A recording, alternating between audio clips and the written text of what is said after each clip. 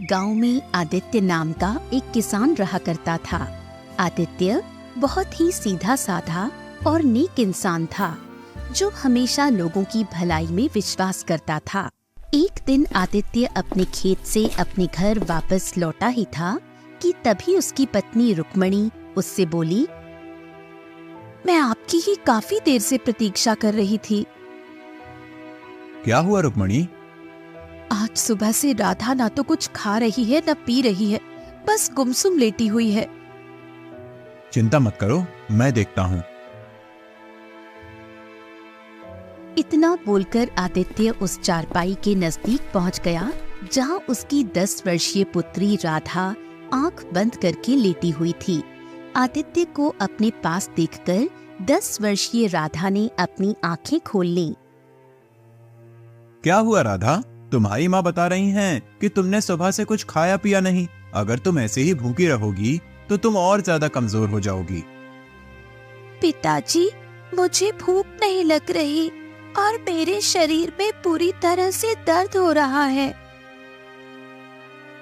राधा की बात सुनकर आदित्य की आंख में आंसू आ गए, क्योंकि आदित्य की 10 वर्षीय पुत्री राधा काफी समय से बीमार चल रही थी। आदित्य अपनी आंखों से आंसू पोंछते हुए बोला, चिंता मत कर राधा, तू बिल्कुल स्वस्थ हो जाएगी। इतना बोलकर आदित्य अपनी पत्नी के पास आकर खड़ा हो गया। आखिर आप राधा को और मुझे कब तक झूठी तसल्ली देते रहेंगे? आखिर मेरी पुत्री को ऐसी कौन सी बीमारी लग गई है जो वो ठीक होने का नाम ही नहीं ले रही? तुम चिंता मत करो रुक्मणी, राधा की वजह से ही मैं खेत में कड़ी मेहनत कर रहा हूँ। मेरी फसल गांव में सबसे ज्यादा अच्छी उगी है। कल फसल की कटाई है। कल मैं फसल को राज्य में अच्छे दामों में बेच कर आऊंगा और उसके बाद हम अपनी पुत्री राधा का किसी अच्छे वैद्य जी के पास इलाज कराएंगे। हमारी बेटी ठीक तो हो जाएगी ना? रुक्मणी, मैं हमेशा लोगों की भलाई के बारे में सोचता हूँ और बचपन से मैंने एक ही बात सीखी है, कर भला तो हो भला। मैंने किसी का बुरा नहीं किया, तो विश्वास करो मेरे साथ भी बुरा नहीं होगा। इतना बोलकर आदित्य अपने घर से बाहर चला गया। कुछ देर तक आदित्य गहरी सोच में गुमसुम चलता हुआ एक झोपड़ी के पास खड़ा हो गया।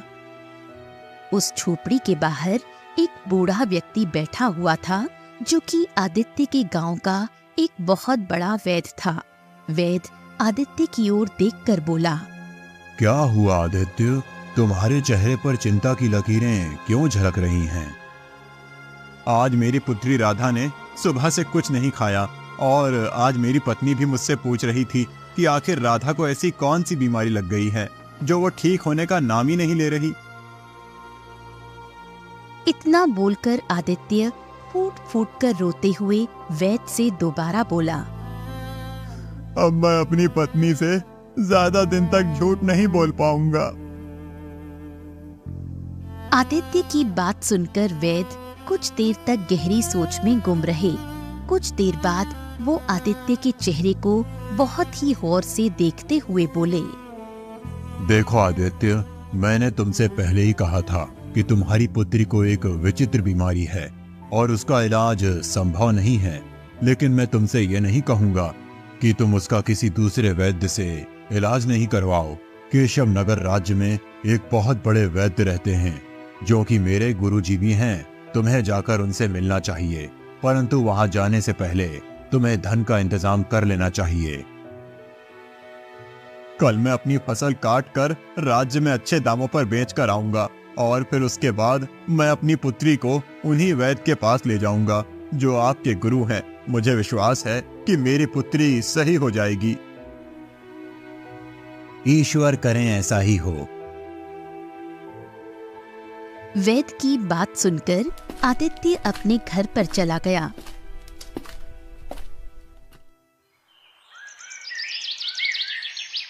अगली सुबह जब आदित्य अपने खेत की फसल कटाई के लिए जाने ही वाला था कि तभी गांव का मुखिया दौड़ते हुए आदित्य के घर पर आ पहुंचा। आदित्य, गजब हो गया। क्या हुआ मुखिया जी, आप इतने घबराए हुए क्यों हैं? जो खबर मैं लेकर आया हूं उसे सुनकर तुम भी घबरा जाओगे। जल्दी बताइए मुखिया जी, क्या हुआ है? आदित्य, कल रात तुम्हारी फसल में आग लग गई। तुम्हारी फसल जलकर राख हो गई। मुखिया की बात सुनकर आदित्य दौड़ता हुआ अपने खेत में पहुंच गया। आदित्य ने देखा कि उसकी सारी फसल जलकर राख हो चुकी है। आदित्य अपना सर पकड़कर रोने लगा। तभी वहां मुखिया आ पहुंचा। आदित्य मुखिया की ओर देखकर रोते हुए बोला, अब मैं क्या करूं मुखिया जी? सोचा था कि इस फसल को बेचकर अपनी बिटिया राधा का केशव नगर राज्य के वैद्य से इलाज करवाऊंगा। अब मैं क्या करूं?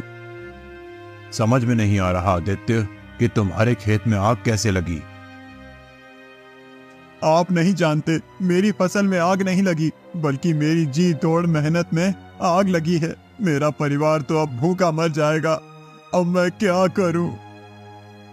मैं जानता हूं तुम्हारी पुत्री विचित्र बीमारी से जूझ रही है, लेकिन तुम चिंता मत करो। अगर तुम चाहो तो मैं तुम्हें जमींदार से कुछ कर्ज दिलवा सकता हूं। ये सुनकर आदित्य अपने आंसू पोंछते हुए बोला, मुखिया जी, मैं आपका यह एहसान जिंदगी भर नहीं भूलूंगा। मेरी पुत्री का इलाज होना बहुत जरूरी है। तो फिर चलो मेरे साथ।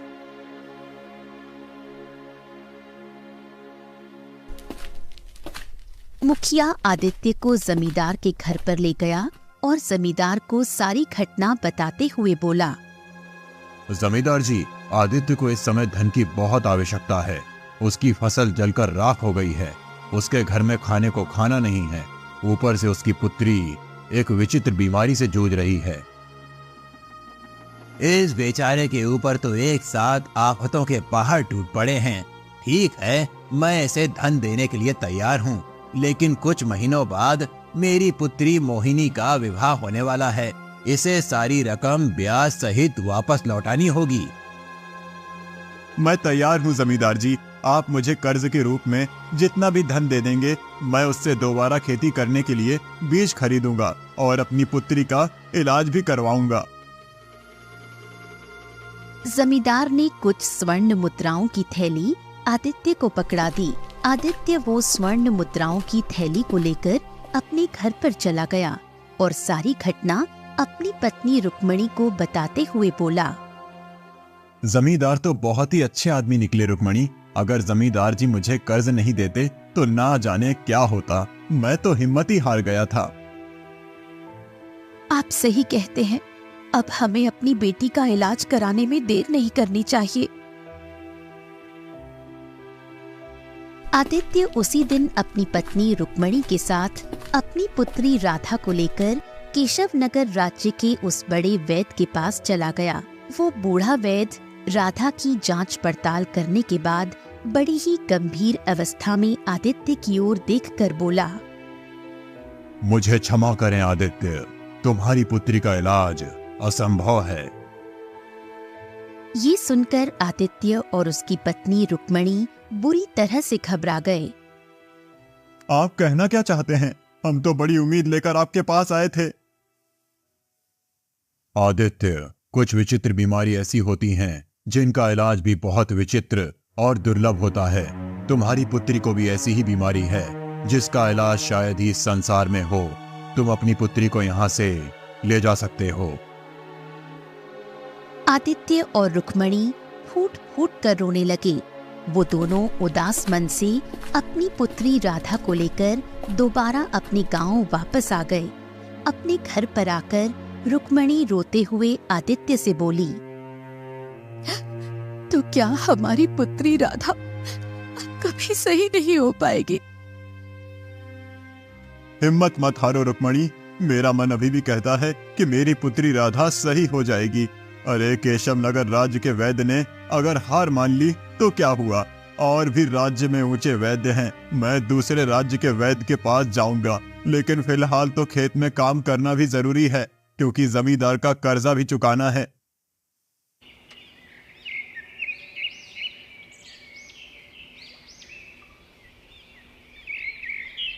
अगले दिन आदित्य कुछ बीज खरीदकर अपने खेत में बोने गया ही था कि तभी वहां पर जमींदार अपने साथी बलिया के साथ आ पहुंचा और आदित्य की ओर देखकर बोला, मुझे मेरा कर्ज सूद सहित वापस चाहिए। जमींदार की बात सुनकर आदित्य बुरी तरह से चौंक पड़ा। ये आप क्या कह रहे हैं जमींदार जी? अभी परसों ही तो मैंने आपसे कर्ज लिया था। इतनी जल्दी मैं आपका कर्ज सूद सहित कैसे वापस कर सकता हूँ? आदित्य की बात सुनकर जमींदार के बगल में खड़ा हुआ बलिया जोर जोर से हंसता हुआ आदित्य से बोला, तुम मूर्ख हो आदित्य, तुमने ये भी सोचने की कोशिश नहीं की कि तुम्हारे खेतों में आग कैसे लगी। मैं तुम्हारी बात का मतलब नहीं समझा। इसकी बात का मतलब मैं तुम्हें समझाता हूँ आदित्य। दरअसल मेरी नजर तुम्हारे खेत पर काफी समय से थी। मैंने ही तुम्हारे खेत में आग लगाई थी। जमींदार की बात सुनकर आदित्य बुरी तरह से चौंक पड़ा। हाँ, मैंने आग लगाई थी। मैं जानता था कि तुम्हारी पुत्री बीमार है और उसे इलाज की बहुत ज्यादा आवश्यकता है। तुम इस गांव में घूम फिरकर कर्ज लेने के लिए मेरे ही पास आओगे और मेरी किस्मत तो देखो, मुखिया जी स्वयं तुम्हें मेरे पास ले आए। ये तो गलत है जमींदार। किसी की मुसीबत का फायदा उठाकर कभी भी कोई इंसान सुख से नहीं जी पाया। ये बातें सिर्फ सुनने में अच्छी लगती हैं आदित्य। इससे पहले कि मैं तुम्हें तुम्हारे खेत से धक्के मारकर बाहर निकालूं, यहाँ से निकल जाओ। आज से ये मेरा खेत है, क्योंकि मैं जानता हूँ कि तुम मेरी रकम सूद सहित 7 जन्मों तक नहीं चुका सकते। आदित्य समझ गया कि जमींदार की उसके खेत पर बुरी तरह से नीयत खराब हो चुकी है। आदित्य निराश होकर आंखों में आंसू लिए हुए अपने घर की ओर चल पड़ा। आदित्य आधा रास्ता पहुंचकर एक वृक्ष के नीचे बैठकर फूट फूट कर रोने लगा। आदित्य को नहीं पता था कि जिस वृक्ष के नीचे वो रो रहा था, उस वृक्ष के पीछे एक साधु बैठे हुए थे। आदित्य के रोने की आवाज सुनकर अचानक वो चौंक पड़े। वो साधु आदित्य के पास आकर बोले, क्या हुआ? तुम रो क्यों रहे हो? आदित्य रोते हुए सारी घटना साधु को बताते हुए बोला, मेरी पुत्री मौत की कगार पर खड़ी हुई है और मेरा खेत भी जमींदार ने मुझसे छीन लिया। तुम्हारे साथ वास्तव में बहुत बुरा हुआ है। अगर तुम्हारे साथ इतना बुरा नहीं हुआ होता तो मैं तुम्हें एक रहस्य कभी नहीं बताता। कौन सा रहस्य साधु महाराज? एक ऐसा रहस्य जिससे तुम्हारी पुत्री की विचित्र बीमारी सही हो सकती है और तुम इतने धनवान हो सकते हो जिसकी तुम कल्पना भी नहीं कर सकते। साधु की बात सुनकर आदित्य चौंकते हुए बोला, साधु महाराज, मैं केवल यही चाहता हूँ कि मेरी पुत्री स्वस्थ हो जाए। धन का क्या है? धन तो आता जाता है। धन तो मैं कभी भी मेहनत करके भी कमा सकता हूँ। मुझे तुम्हारी ये बात बहुत अच्छी लगी। अब मेरी बात ध्यान से सुनो। यहाँ से कुछ दूर एक घना और विचित्र जंगल पड़ता है। कहते हैं कि उस विचित्र जंगल में एक बहुत ही सुंदर झील बहती है।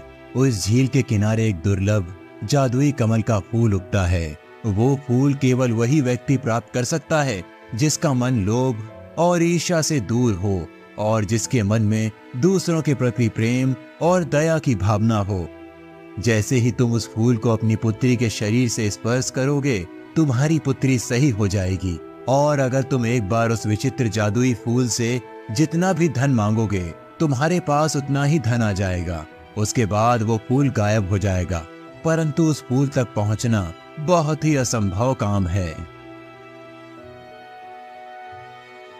साधु की बात सुनकर आदित्य बड़े ही आत्मविश्वास भरे लहजे में बोला, अपनी पुत्री की जान बचाने के लिए मैं बड़े से बड़ा खतरा उठाने के लिए तैयार हूँ साधु महाराज।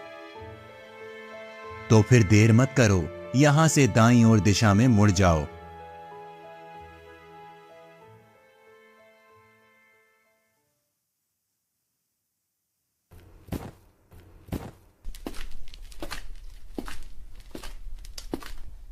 आदित्य तुरंत दाईं ओर दिशा की ओर चल दिया। आदित्य सुबह से लेकर शाम तक पैदल चलता रहा। रात तक आदित्य बुरी तरह से थक चुका था। आदित्य के पैर जवाब दे चुके थे। थक हार कर आदित्य एक घने वृक्ष के नीचे कुछ देर आराम करने के लिए बैठ गया। आदित्य आराम करने के लिए बैठा ही था कि आदित्य ने देखा एक सुंदर हिरण उसकी कुछ ही दूरी पर दौड़ता हुआ आकर खड़ा हो गया। अगले ही पल झाड़ियों से एक शेरनी निकलकर हिरण के ठीक सामने आकर खड़ी होकर उसे घूरने लगी। शेरनी को देखकर हिरण बुरी तरह से डर गया। आदित्य इस दृश्य को बड़े ही गौर से देख रहा था। हिरण वहां से भागने ही वाला था कि तभी शेरनी मनुष्य की आवाज में हिरण से बोली, तुम मुझसे ज्यादा तेज नहीं भाग सकते। शेरनी के मुंह से इंसानी आवाज सुनकर आदित्य बुरी तरह से चौंक पड़ा। तभी हिरण भी इंसानी आवाज में शेर से बोला, मुझे जाने दो। नहीं, मुझे बहुत जोरों की भूख लगी है, मैं तुम्हें नहीं जाने दे सकती। तभी हिरण दया भरी नजरों से आदित्य की ओर देखते हुए बोला, तुम तो मनुष्य हो, क्या तुम मेरी जान बचा सकते हो? न जाने क्यों हिरण के ऐसा बोलने पर आदित्य को हिरण के ऊपर बहुत तरस आ गया। आदित्य शेरनी की ओर देखकर बोला, तुम तो शेरनी हो, फिर तुम इंसान की आवाज में कैसे बात कर सकती हो? मैं एक मायावी शेरनी हूँ। अगर तुम मायावी शेरनी हो तो फिर ये हिरण भी मायावी हुआ, तुम इसे छोड़ दो। मैं इसे एक ही शर्त पर छोड़ सकती हूँ। कौन सी शर्त? इसके बदले में तुम्हें अपना भोजन बनाऊंगी। क्या तुम इसके लिए तैयार हो? शेरनी की बात सुनकर आदित्य गहरी सोच में डूब गया। कुछ देर बाद आदित्य शेरनी की ओर देखकर बोला, मुझे एक विचित्र जादुई फूल की तलाश है। उस फूल के द्वारा ही मेरी बेटी की बीमारी सही हो सकती है। मुझे थोड़ा सा समय दे दो, मुझे उस फूल को अपने घर ले जाने दो। जैसे ही मेरी बेटी ठीक होगी, मैं तुरंत ही यहाँ पर आ जाऊंगा।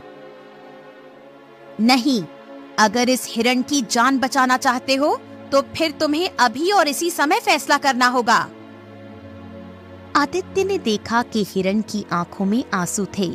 हिरण बड़ी मासूमियत भरे अंदाज में आदित्य से बोला, मेरी माँ मेरा इंतजार कर रही है। अगर मैं समय पर अपनी माँ के पास नहीं पहुँचा तो उन्हें बहुत दुख होगा, और अगर उसे पता चला कि मुझे शेर खा गया तो वो जीते जी मर जाएगी। ये दुख सुनकर आदित्य शेरनी से बोला, ठीक है, तुम इस हिरण को जाने दो। तुम मुझे खा सकती हो, कर भला तो हो भला। अगर मैं इसका भला करना चाह रहा हूँ तो मुझे विश्वास है कि मेरा भी भला होगा। आदित्य ने इतना कहा ही था कि तभी हिरण रंग बिरंगी किरणों के साथ वहां से गायब हो गया और शेरनी रंग बिरंगी किरणों के साथ एक सुंदर लड़की में परिवर्तित हो गई। ये देखकर आदित्य आश्चर्य में पड़ गया। सुंदर लड़की आदित्य की ओर देखकर बोली, मैं वन देवी हूँ। वर्षों से मनुष्य उस विचित्र और जादुई फूल की तलाश में इस स्थान पर आते हैं। मैं उनकी इसी तरह परीक्षा लेती हूँ, परंतु तुम पहले मनुष्य हो जो इस परीक्षा में पास हुए हो। अपनी आंखें बंद करो। कुछ क्षण बाद जब तुम अपनी आंखें खोलोगे तो स्वयं को एक झील के पास पाओगे। तुम्हें वो जादुई कमल का फूल उस झील के किनारे खिला हुआ मिल जाएगा। उस फूल को तोड़ने के बाद अपनी आंखें बंद कर लेना। कुछ क्षण बाद जब तुम आंखें खोलोगे तो स्वयं को अपने गांव की सीमा पर पाओगे। आदित्य ने तुरंत अपनी आंखें बंद कर ली। कुछ क्षण के बाद जब आदित्य ने अपनी आंखें खोली तो उसने अपने आप को एक सुंदर झील के नजदीक पाया, जिसके किनारे एक चमकता हुआ कमल का फूल खिला हुआ था।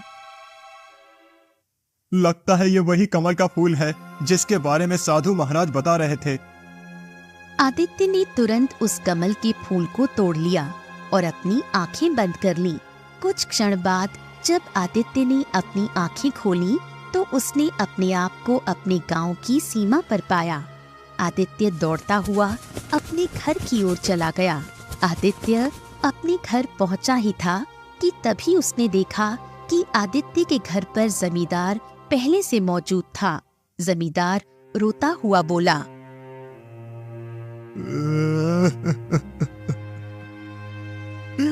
मुझे क्षमा कर दो आदित्य, मुझे मेरे किए की सजा मिल गई।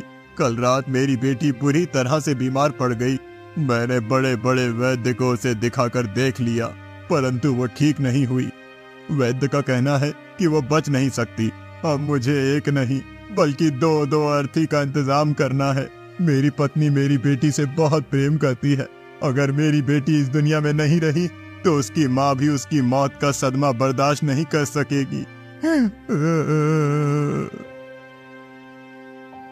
मेरे हाथ में जो ये कमल का फूल देख रहे हो, ये एक चमत्कारी फूल है। अगर इसे अपनी बेटी के शरीर से स्पर्श करोगे तो वो बिल्कुल स्वस्थ हो जाएगी।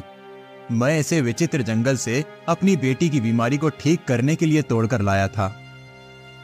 तब तो तुम्हें अपनी बेटी को ठीक करना चाहिए आदित्य। मुझसे तुम्हारा दुख देखा नहीं जा रहा। तभी वो फूल आदित्य के हाथ से गायब हो गया और रंग बिरंगी किरणों के साथ एक सुंदर पुरुष वहां पर प्रकट हो उठा।